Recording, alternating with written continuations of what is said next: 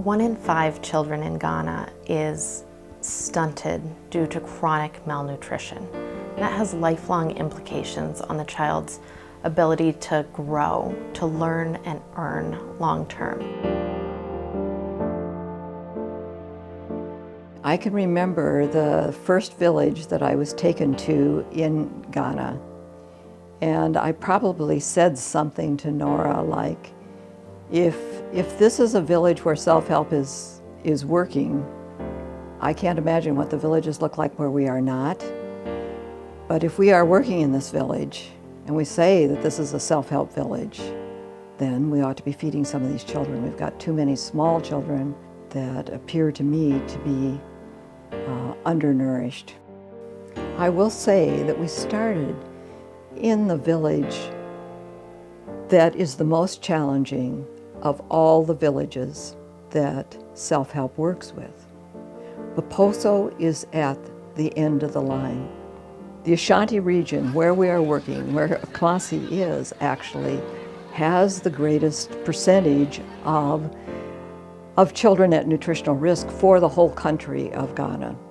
The studies show that nutrition in that first 1,000 days is absolutely critical to the future growth and development of a child. That's true no matter where in the world a child is born. We all need the same things as humans to grow and to develop. A mom who's not food secure does not have the ability to produce adequate breast milk to feed her child. So Self-Help's Growing Healthy Food, Growing Healthy Children program addresses that need now, and it also addresses the bigger picture of why that family is not food secure. For the babies that were born right there in those first 6 months of the program, we know that we made a difference. The mothers told us, giving us porridge mixture and eating that porridge mixture, I'm producing more milk than I did for my last child. And so what they found is that these children were growing well. And we showed the women that their children were just growing right along the growth curves that we desired. The next very critical thing is weaning, where the child is no longer solely reliant on breast milk, but you start adding complementary foods.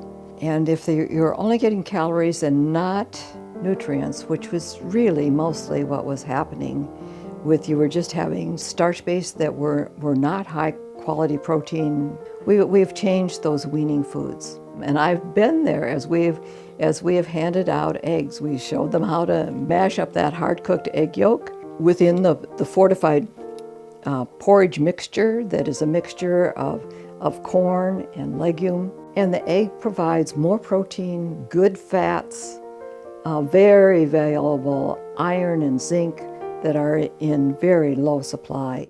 We also wanted to include a high beta-carotene source within that weaning food. And so we looked at getting orange flesh sweet potatoes. And at our ag center, we had cultivated lots of vines.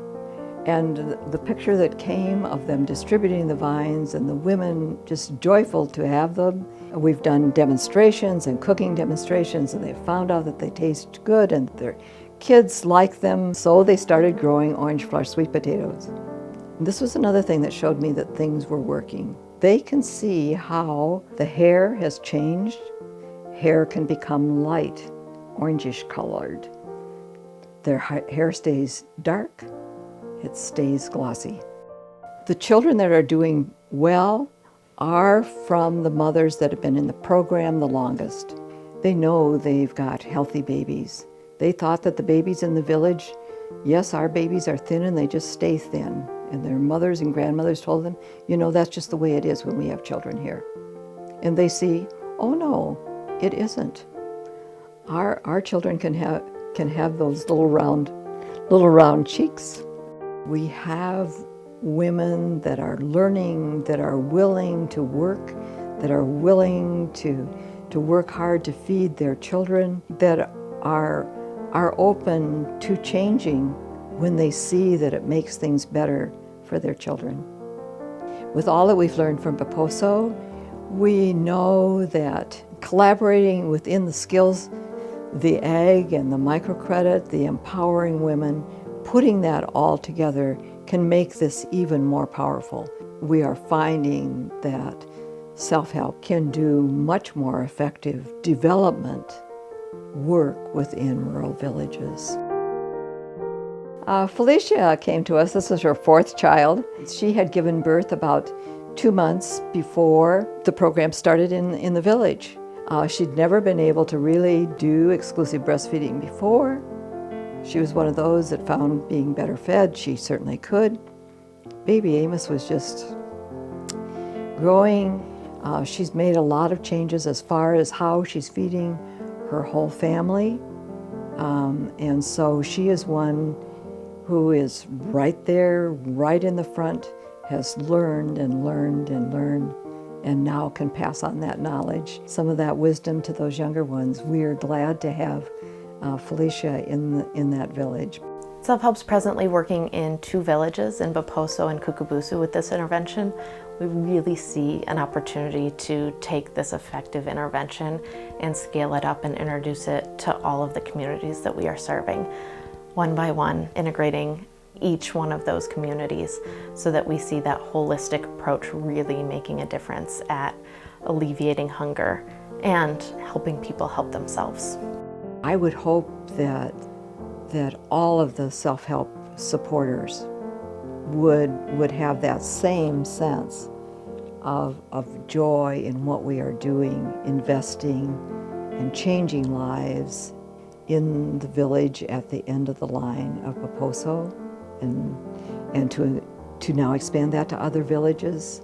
I would hope that as donors they would also share that joy, to know that babies that would not have had a chance to be able to grow well, to ever learn, to ever earn, now have a chance, even though they are born in one of the poorer villages in a developing country.